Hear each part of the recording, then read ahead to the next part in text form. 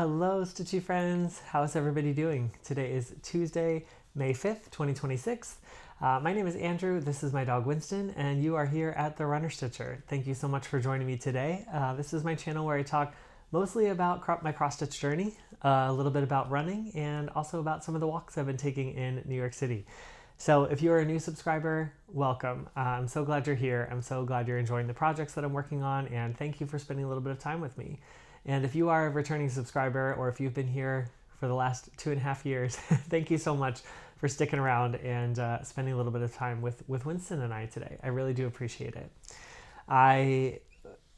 Today's been a very busy day. Typically I film first thing in the morning on Tuesdays, and today was a little different with that. I actually had an interview this morning, and so that's why I'm a little bit more dressed up today. And yeah, had that interview this morning, came home, and now I'm filming. Hopefully I'll get this up by the end of the day today. If not, you'll see it early Wednesday morning. But yeah, that was exciting. It was my first in-person interview in probably over a decade. All of the jobs that I've had recently since COVID have been, remote jobs. And so the interviews process has been remote as well. This one was for an in-person bookkeeping role. And so I actually went into the office today, which felt strange. And really felt like I had not been in an interview like that in about a decade.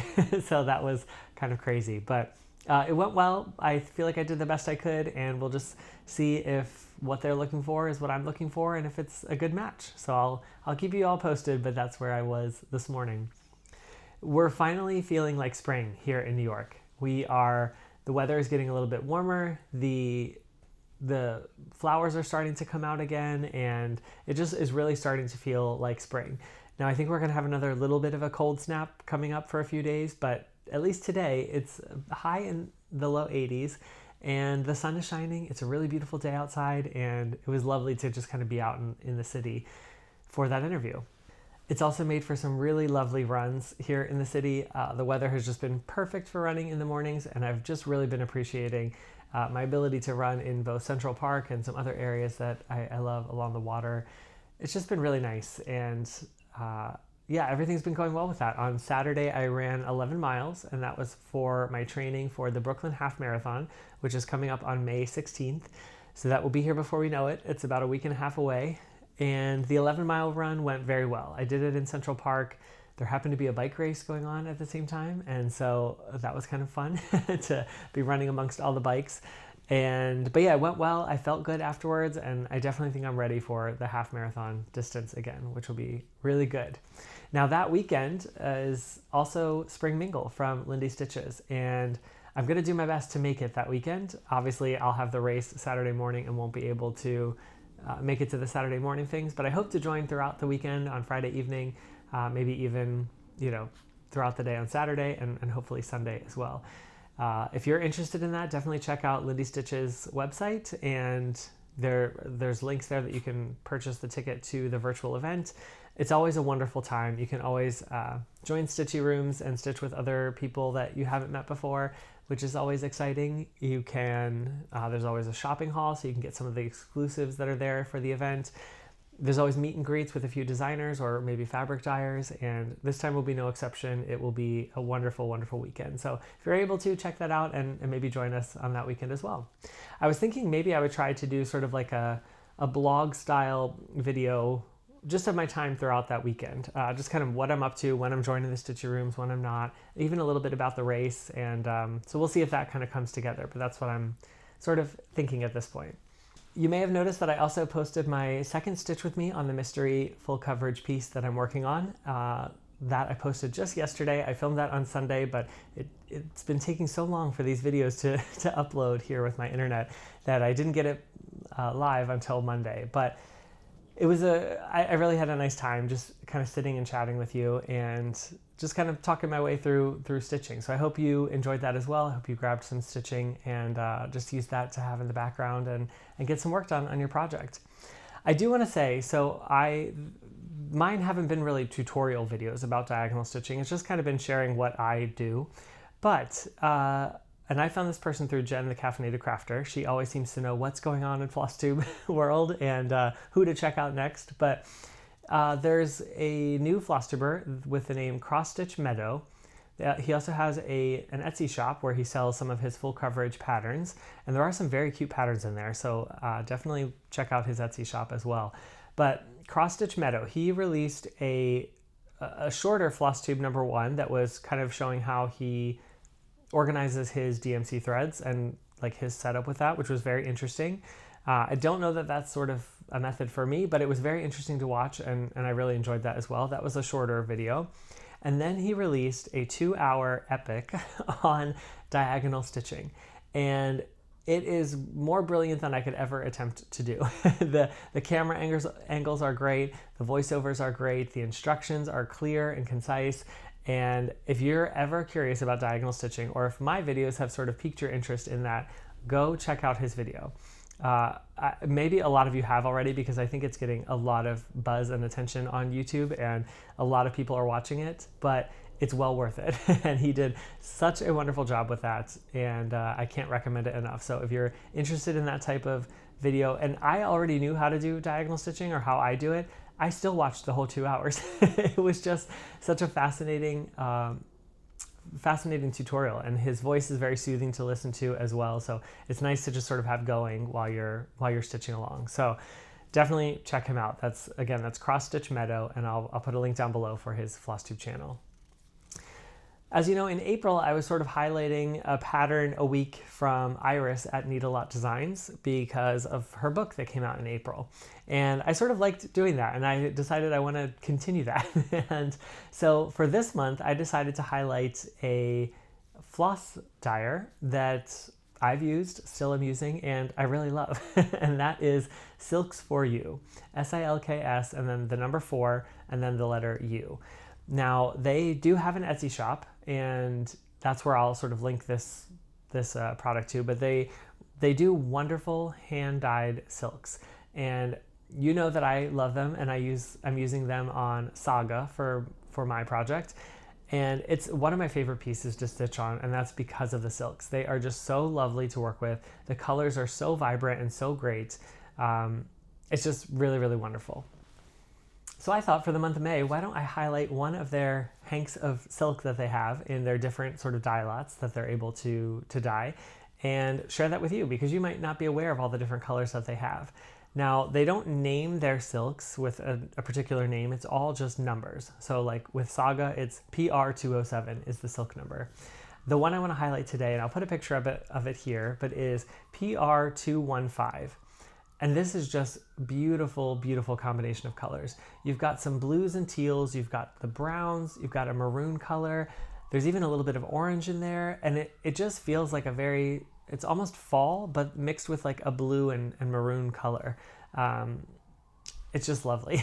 So I wanted to highlight that color for you today. It's one that is on my list of someday maybe purchasing and finding a beautiful project for it, but it's a wonderful variegated silk, and just wanted to highlight that today. So I'll continue to pick one of their hank colors throughout this month of May and share that with you as you, in case you're looking for other floss to use or other silks to try, and just looking at all the beautiful, beautiful floss that they have. So even if you don't want like this color, definitely follow that link and check out their Etsy shop to see if there's anything else that you might like there. Maybe something that I'll highlight later on in the month.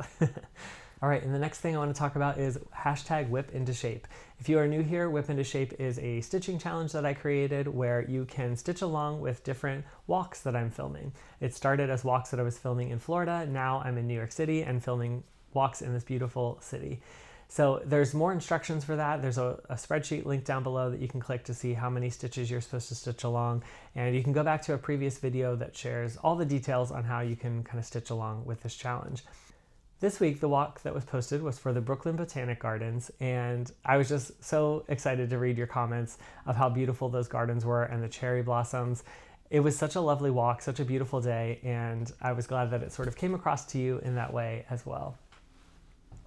For that walk, for what I'm stitching along for the challenge, I was supposed to put in 230 stitches onto my piece. And I did not do that.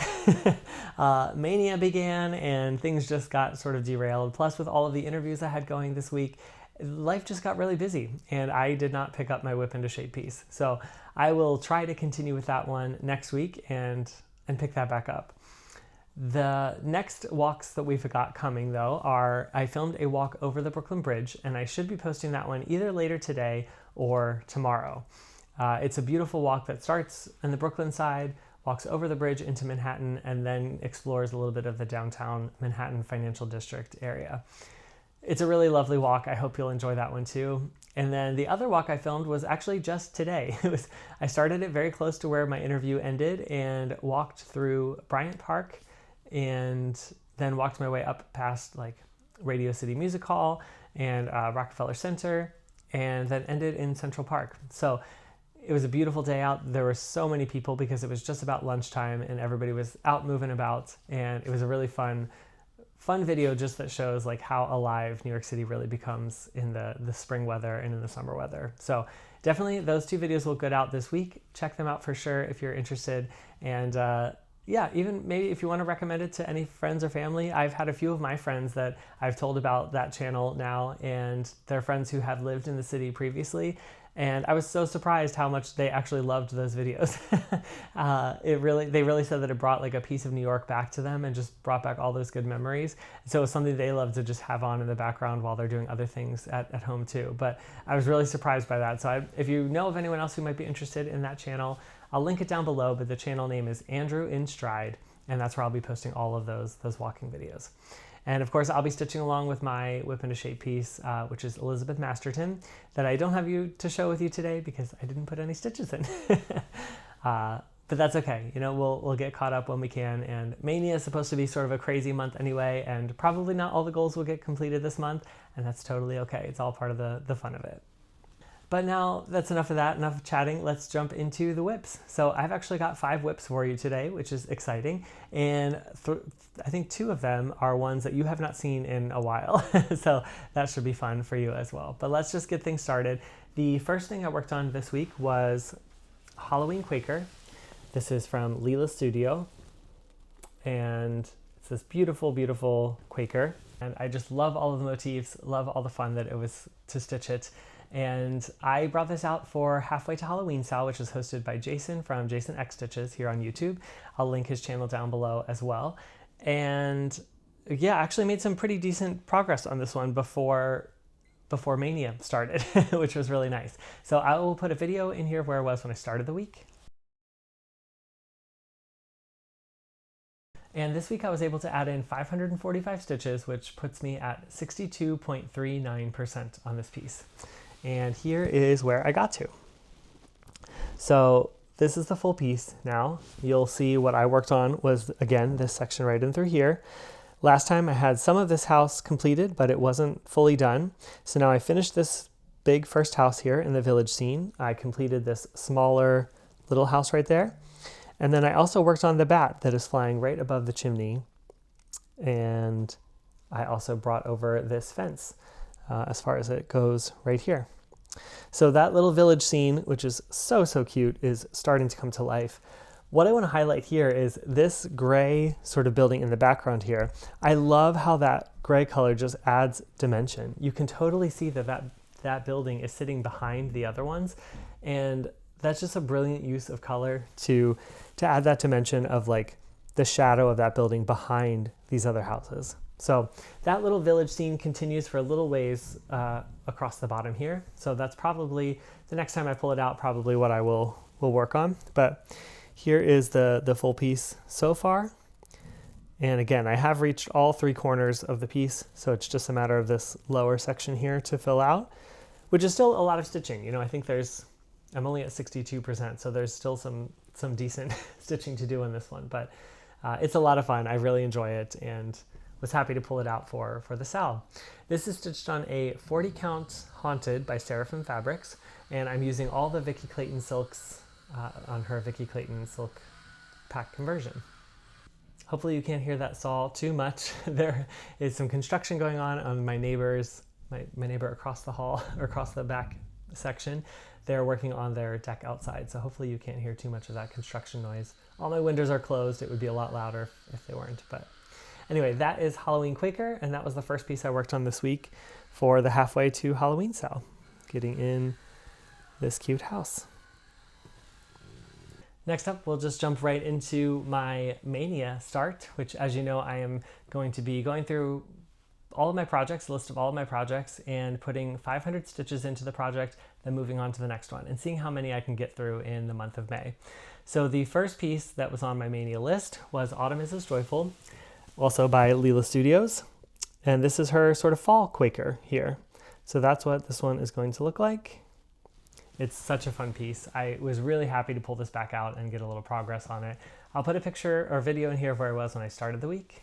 Okay, it's May and I am ready to start my first project. So the first one on the list is Autumn is as Joyful, and here is my starting point. I decided I'm going to be working on this large acorn-shaped design that goes in the center. So we'll see how far I get. You'll see it now. And I added 518 stitches, putting me at 33.7% on this piece. And here's where I got to. How cute is this? So I'm going to zoom in here a little bit to show you the section I worked on. And that was basically the top of this big acorn right here. So just this section right here, that was 500 stitches. It doesn't look like that much, but it really, really was. There's a lot of stitching in the top of that acorn there, and it goes across all the way over to here. So that is going to be a big, big section to complete. But I really had fun. Look at the different shades of those browns in there. It really just brings that, I just love the colors. Yeah, I really, really enjoy it. Brings that fall vibe to the piece. So this is where I'm at so far. I've worked across the top. I think I'm about, this is probably about the halfway point. So I still have some more to go on this side, but worked my way down to these Quakers here. And then last Thanksgiving, I wanted to get to the turkey. So I worked my way down to this beautiful, gorgeous turkey here at the bottom. So that's why it kind of looks a little funky at the moment. But yeah, this is Autumn is as Joyful. This is stitched on a 40 count Winter's Brew by R&R Reproductions. And again, I'm using the Vicki Clayton Silk Pack conversion and just love this piece. I love these Quakers. They're so fun to stitch, and I kind of just love the combination of 40 count, Vicki Clayton silks, and these Quakers. So yeah, you haven't seen this one in a while, but that's my update on Autumn is as Joyful. The next piece I've got for you is one that you know and I love and you love, Saga from Long Dog Samplers. It's this beautiful, beautiful piece that I never get tired of stitching. I will put a video in here of where I was when I started this week. Okay, here's my starting point for Saga for the week. I think I'll start working on this center motif right here that kind of comes off of this section right here. So you'll see how far I get this week, but I'm excited to get into that right now. And for all you Saga lovers out there, this is a good week for Saga. So I'm happy to share the progress I got done this week. Saga, I put in 550 stitches each week, and so I got that amount in. But Saga was also my number 2 Maynia call. So that got it an additional 500 stitches. So for the week in total, I added 1,107 stitches, putting me at 63.81% on this piece. And here's where I got to. Ooh, it's looking so good. So this is stitched on a 36 count vintage country mocha. And as I said before, this is the piece I'm using the Silks for You PR207, which is this beautiful blue silk. And part of the reason why I wanted to just highlight that company and their beautiful silks. I did a lot of stitching this week. So 1,000 stitches went in. We're gonna zoom into the arch that I'm on right now. And this is where we are. So I added in these 2 bunnies on the side. I don't think I had either bunny there. And then I worked on the main section of this right here. Do you know what that animal is? It looks kind of a little wonky right now, but it's gonna come together even more. There's even a little bit of, you can see the ant right here. That was fun to stitch with a little bit of back stitching. Really brought that ant to life. So yeah, that arch is really coming together. And what that means is next week, I'm gonna redo the story that goes along with this arch. So we'll get to find out what this animal is, what these bunnies are doing, why is there an ant there, and the bird in the cage, what's happening with the bird. Now you will notice that on the tail end here, there's a key. I kind of think this key is for that bird cage. So we'll get to find out next week in the story. I'll share what it's all about and what was written from Long Dog Samplers. So that is my update on Saga. A really good week on that piece. Got a little extra love because of Maynia, and I love that. And yeah, almost at 64%. Next week I should be at the 64% mark. So that's Saga. All right, and the third and final Maynia 500 piece that I was able to work on this week was Cabin Fever. This is a Mill Hill kit, and here's what this is going to look like. Sorry about the glare. I'm gonna try to get it not glaring, but it's this beautiful sort of cabin scene. We've got the canoe in the water. We've got this beautiful campfire going. There's some s'mores there, and then this lovely scene at the bottom with the deer here. So I've always loved this kit. This was sort of a travel piece for me that I worked on at times when I went to Lake Tahoe, and so pulling this out again just reminds me of those beautiful memories and how much I love Lake Tahoe. It's such a beautiful, beautiful place, and this piece, it just reminds me of that. I have not worked on this since I think last Maynia. So last Maynia got 500 stitches in it. This time it did again, and there's still, there's still some stitches left to do, so it's not complete yet. So maybe I'll pull it out before next Maynia. Who knows? We'll see. But I'll put a video in here where I was when I started this week. Okay, here's my starting point for Cabin Fever. Apparently Winston wants to look at it as well. But this is where I'll be beginning. I think I will finish, I don't know where I'll work first. I don't know if I'll do some beading up here or if I'll just work in this next sort of block. I already did a little bit of beading right in here in the Firefly, so I could do some beading today, but we'll see. 500 stitches. This is an old one. It'll be fun to get back to. And I will try to hold this up so you can see, because this is stitched on the kit perforated paper, which I believe is 14 count. I believe it's 14 count perforated paper that the kit comes with. So I'm using all the kit materials, all the kit beads, all the kit floss, and that perforated paper. And here is where I got to. Ooh, it's looking so good now. So you can see that I spent a lot of time beading on this piece, and that was so much fun.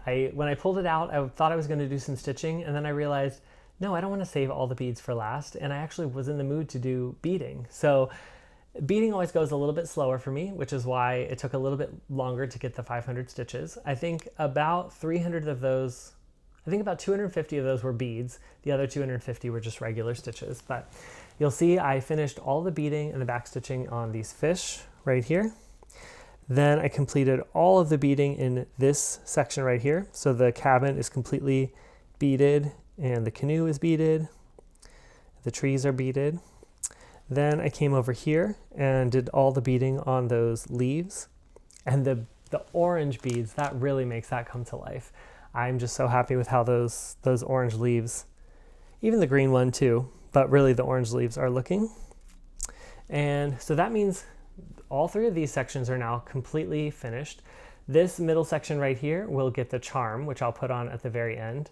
And these two sections up here are done. So I really only have this section with the deer and the campfire left.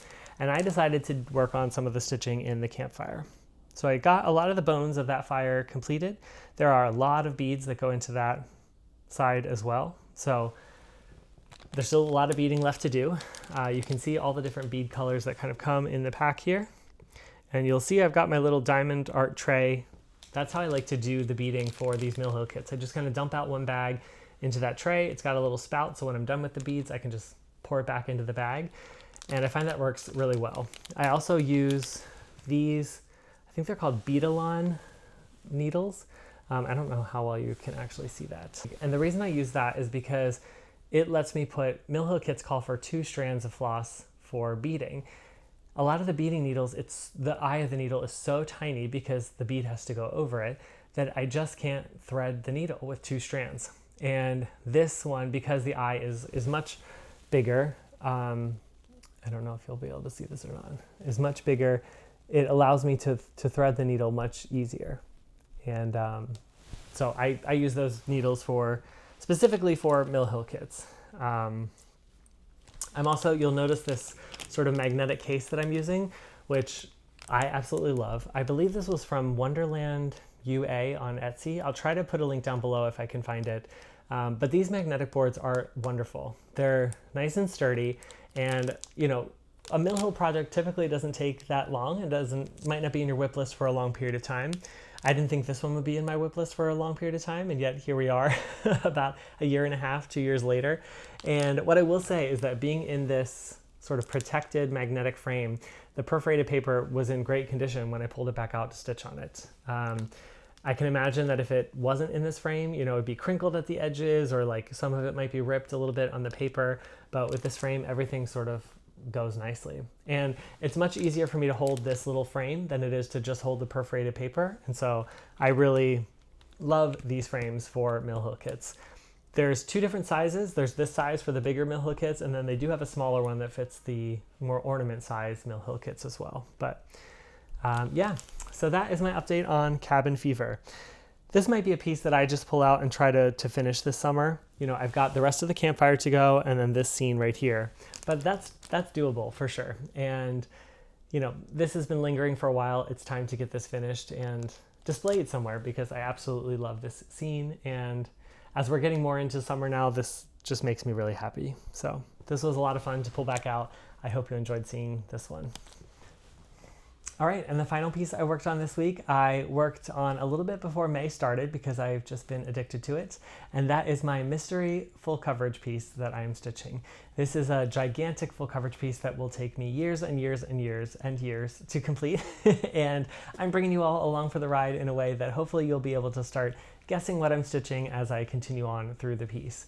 I worked on this before Maynia started, and then I actually brought it out for my stitch along on Sunday to put a few more stitches in just because I was really craving to stitch on it again, and I wanted to share it with you again.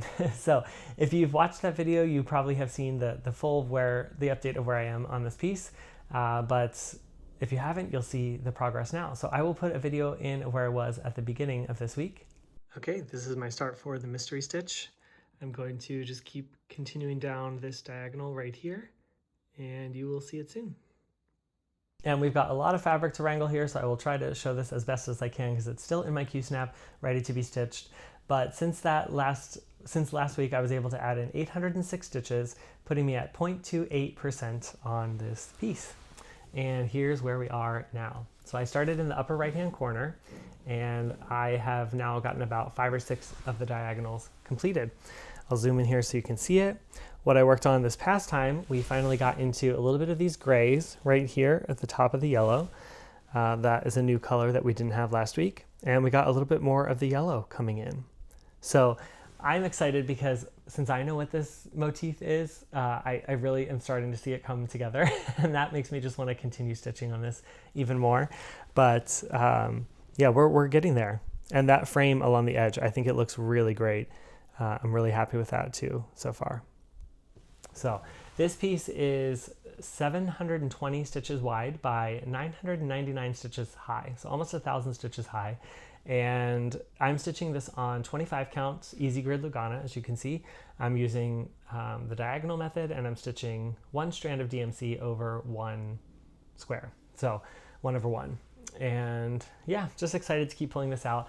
I don't have any plans for this in Maynia, unfortunately, until I get through my current list, and then maybe it'll rotate in from the spinning wheel. But if it doesn't, I probably will continue to pull this out at least one day a week and stitch with you on it, because I don't want it to just sit by the wayside the whole month of May. So we'll keep making progress, but here is where I'm at now.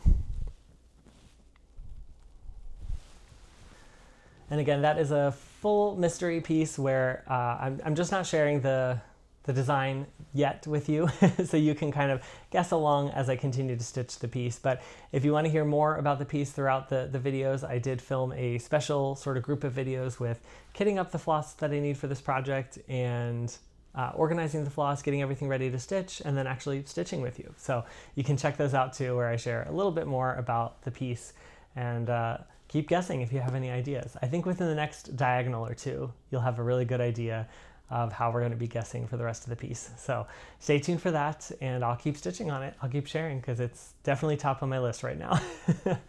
All right, and that's all the stitching for the week. So as far as plans go, well, obviously I want to continue with Maynia 500. So I'll put a picture up here again of my list of whips that I'll be working all the way down through.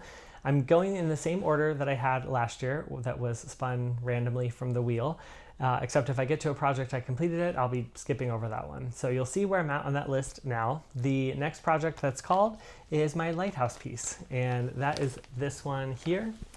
This is a stamped kit I bought, you know, before I really got back into cross stitch. This was probably one of the first kits I bought when I got back into cross stitch, and didn't really know anything better about looking for licensed kits or anything. This is a stamped kit, and I'm using all the called for materials and floss and all of that. And I'll show you where I am real briefly.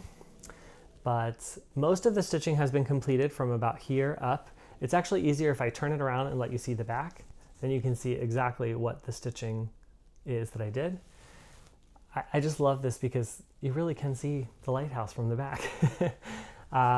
Yeah, but I've got some parked threads in over here, so that's probably where I will continue working. I'll probably keep stitching this on the diagonal down through here for Maynia.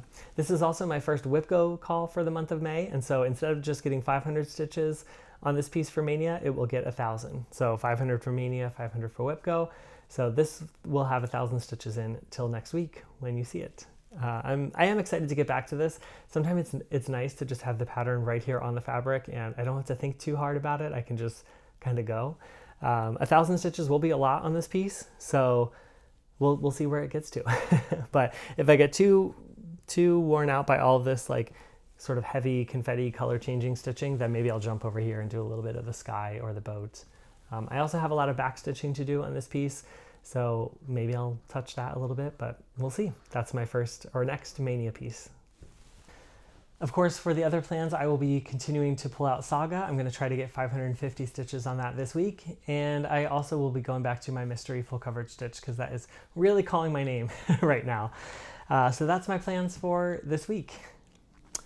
Next, I wanted to share just a tiny little bit of haul. I haven't purchased anything in a very long time, and I had to make a purchase on Amazon last week anyway, and this one just sort of, I tripped and fell, and it fell into my cart and was purchased.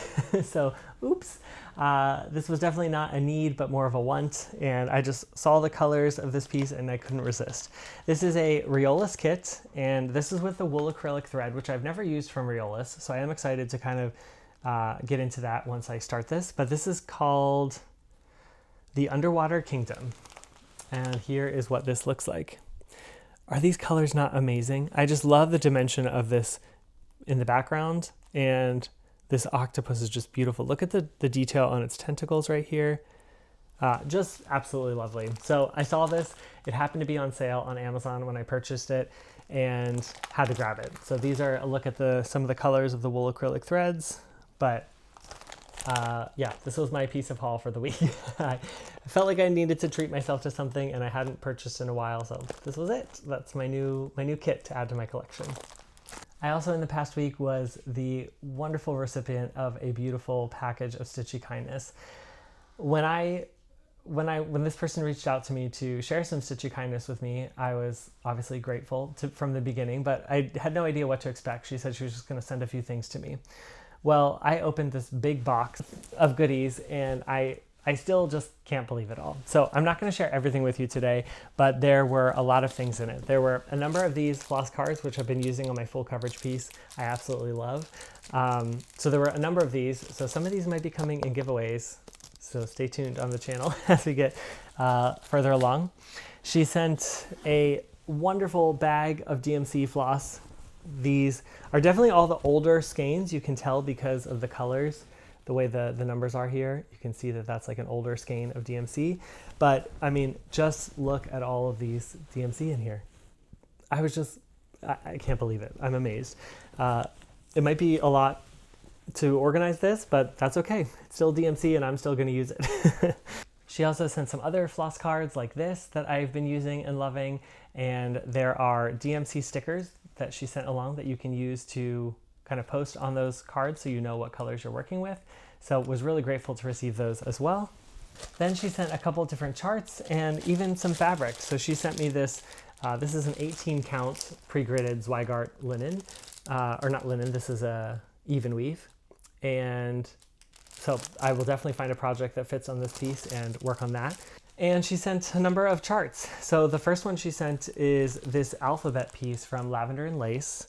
It's a beautiful, beautiful alphabet with this sort of little girl in the middle. I've seen a number of variations of this alphabet where they switch the little girl and put like some other motif in there, which I really liked. But just the alphabet in general is so beautiful, and maybe I will stitch that someday. She also sent this from Nancy Rossi at Cooler Classic Charts. This is Victorian Charmer, and it's this beautiful Victorian house. Looks like it's pretty much full coverage, so that would be a fun one to stitch. Then we've got from Vickery Collection, we have Celtic Seasons, and that one's pretty fun. I've never seen that one before, but I love those sort of motifs in that Celtic design. Then she sent one that I would love to stitch someday. This is 324, the sequel, and I believe that this is a lot of specialty stitches in here for all of those different motifs that use 324 different colors. Yeah, so I think she says on the back of this there are 81 different stitches, and so they each repeat 4 times, and that gets you to 324. So this will be it's a huge piece, obviously, and it will be a lot of colors that are needed, but I would love to stitch this someday. So I'm really appreciative of that. Then we've got this, design from Perman. It's this beautiful sort of flower alphabet here, and I just think that's beautiful. This one is 203 stitches across by 300 high, so not a huge piece, but yeah, just a really fun one. I think it could be fun to stitch someday. So I can't say thank you enough for all of that stitchy kindness. It was way more than I ever expected, and I'm so grateful to receive it. I also will be passing some of that along to you in giveaways in the future, so stay tuned for that. I'm excited to start doing that again, and we'll do a giveaway here soon on the channel. All right, and I think that's about all I have for you today. So thank you so much for spending a little bit of time with me and sharing this weekly update with me.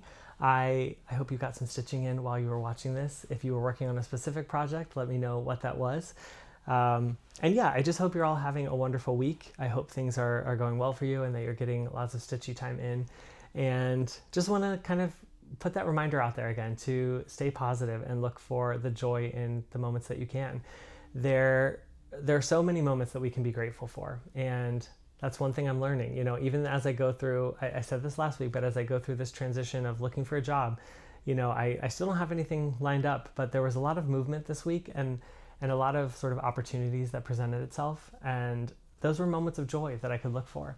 But there were other moments of joy throughout my week as well. One of which was I saw on my neighbor's front door, right next to mine, there were 2 birds that were sort of building a nest together, and it was so beautiful to just stand there and watch them sort of build the nest. I think the female was sitting in the nest, and she was sort of wrapping the twigs as she spun around in the nest, and the male was like bringing her twigs and passing them off to her, and then she would kind of lay them how she wanted.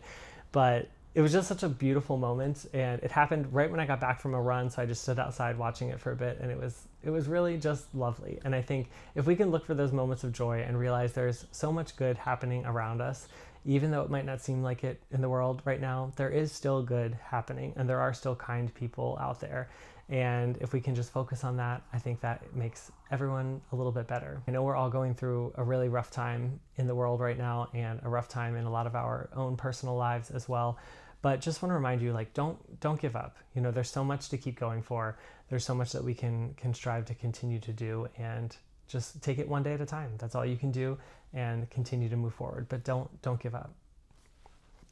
And I think that's where I will leave it today. So thank you so much for spending a little bit of time with me, and keep running if you're a runner. Always keep stitching, and be kind whoever you meet on your journey.